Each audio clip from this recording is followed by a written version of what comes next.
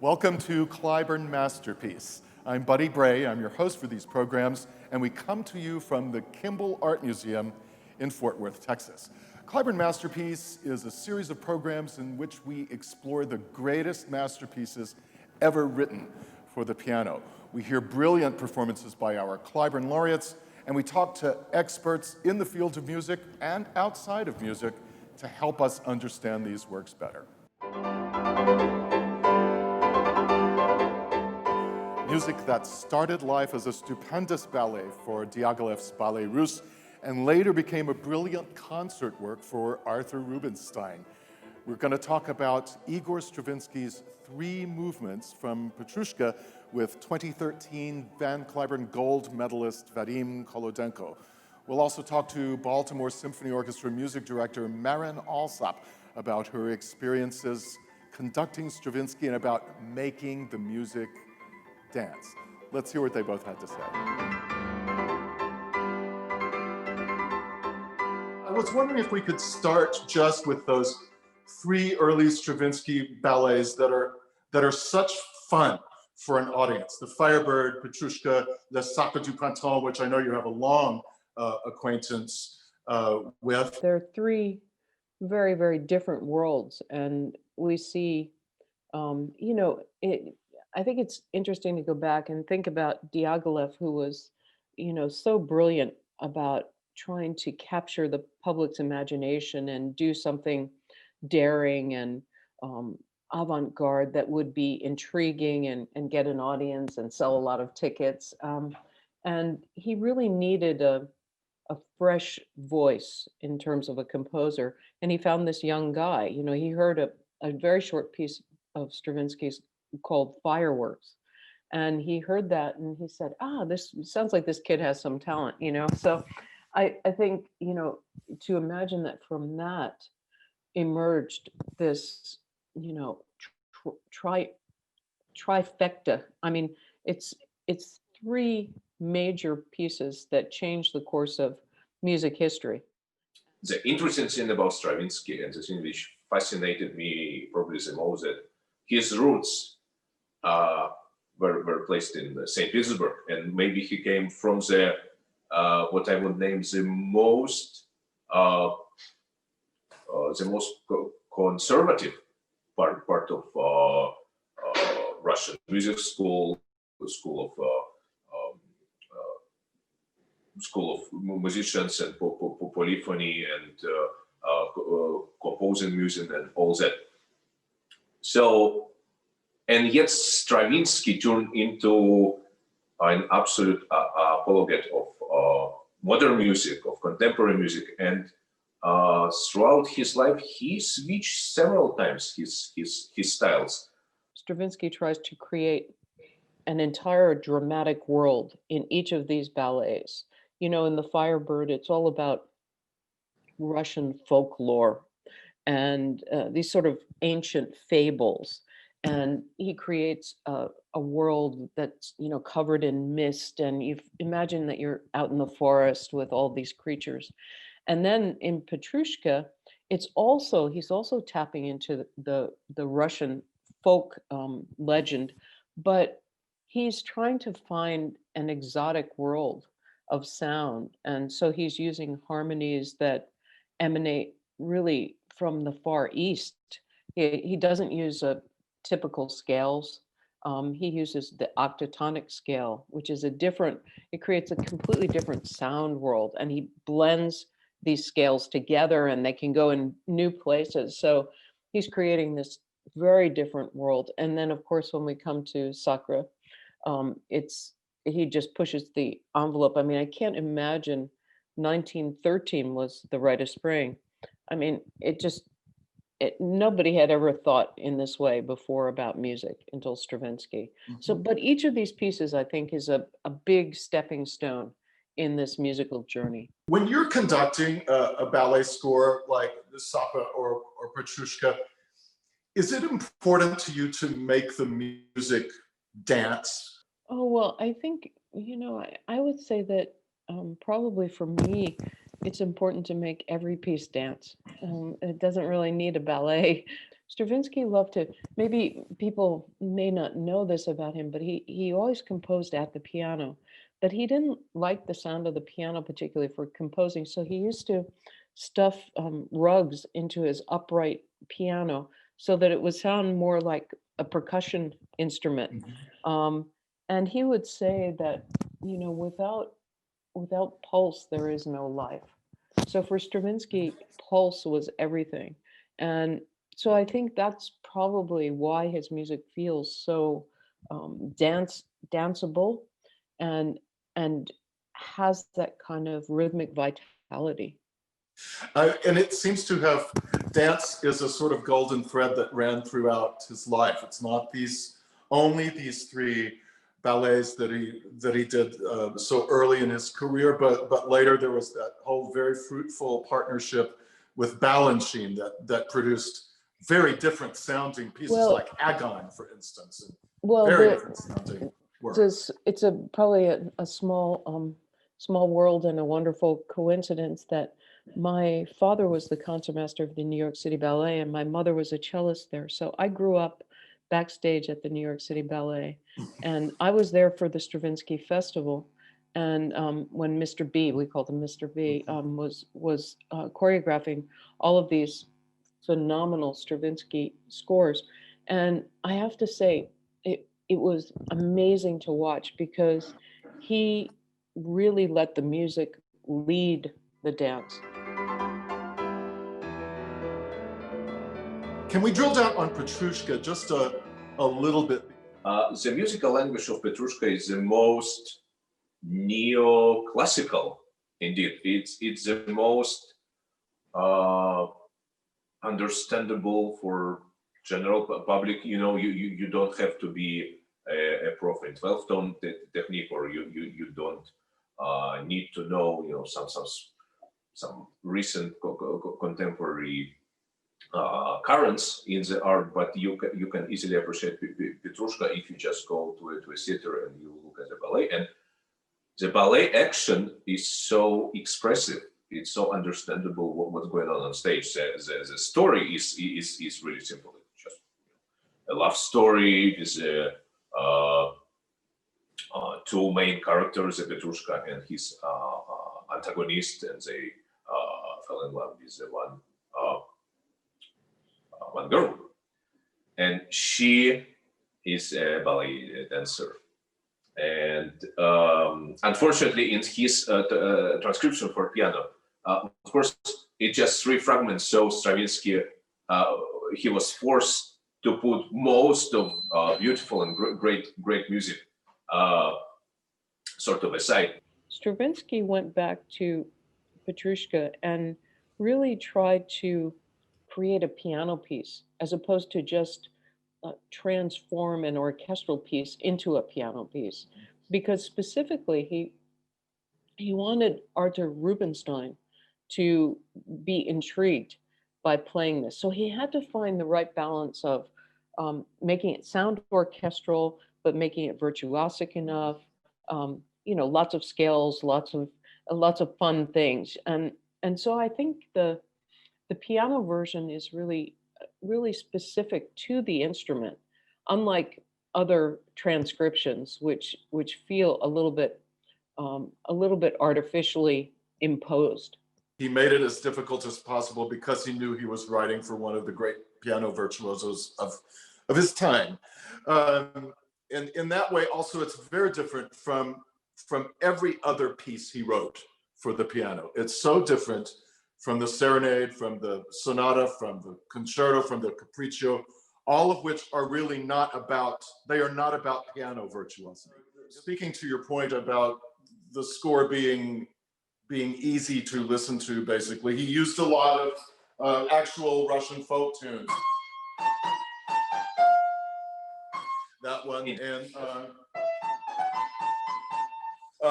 tunes that already existed in Russian folklore. He used them in Petrushka, so it was easier, I think, for an audience to get what was going on, because he was setting it. It's important that he was setting the action at a carnival, the Shrovetide fair, very, very important. So there would have been a lot of music, a lot of folk songs going, a lot of different characters. In terms of you're actually playing the three movements from Petrushka, do you think of the characters, the puppet, the ballerina, the guy who's going to ruin everything for the puppet and the ballerina? Do you think of those characters while you are playing the piece? Absolutely. And in three fragments, you basically build up those three characters only in the middle section, only in second part, whereas the first and third one, most of the third one, is solely devoted to some festivity, carnival, and just people basically having a very good time altogether. The first movement, that is where we first meet all three characters, right? Where the puppets come to life. We should mention, of course, the Petrushka, the ballerina, and the guy who's going to ruin everything are all puppets brought to life by the magician. And that's the first time we meet all three puppets, right? In the Russian dance.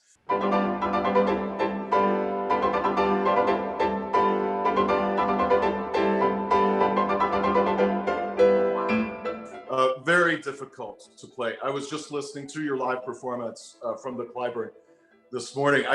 How many times had you performed it before the Cliburn? I think 3, 4, 5 times. Wow, that's not very many. That's not very many. It's amazing, like through puppets, we can, or maybe it's better to say that Stravinsky was able to render these human feelings, which we all understand and which we all can appreciate and easily translate into our language.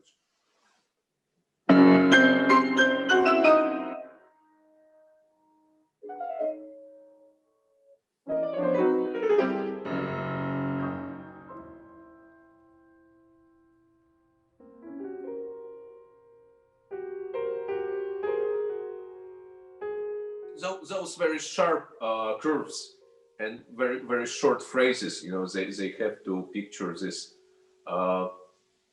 this moves of Petrushka's soul, how he feels and how he reacts on certain happenings in his life. And it's really fascinating how Stravinsky builds, of course, I won't say suspense, but how he recreates the story.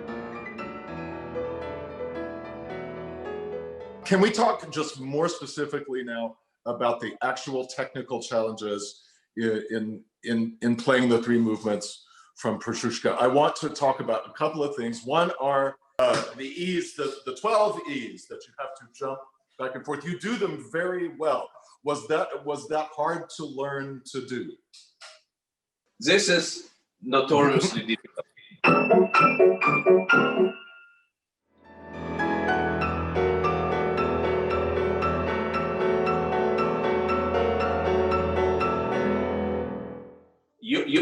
You just have to practice daily and for many hours. Yeah, this is just literally one of the most crazy episode in piano literature, period. That's it. And then there are so many other challenges. I mean, right at the very beginning, the Russian dance is very difficult. I remember when first time I brought this piece to my teacher in Moscow, and I played twice slower. Then she told me that, well, it's all cute, but in order to grasp my attention, in order to make me wanting to listen to this music, I want you to play it twice faster, but don't care about notes. So what I did, I woke up in the morning and I just tried to play as crazy fast as possible, and somehow again it created this framework or something what basically taught my fingers how to play this piece. As you mentioned, it's not a fun piece to learn, but in a way, it's very rewarding because, first of all, people like it, and that's super important. And then when you get to the point when it somehow works, when your hands they finally have learned all those crazy difficulties, and they know where to jump and to jump, sleep, I don't know, run, etc., like do all kind of funny gestures. Then it is funny to play it when you finally get this all machinery under your control, and you sort of turn the ignition on and just move forward. After all that talk about how fearsomely difficult Petrushka is to play on the piano, now you're going to see it for yourselves. Here is Vadym Kholodenko live at the 2013 edition of the Van Cliburn International Piano Competition, playing the Three Movements from Petrushka by Igor Stravinsky. Here he is.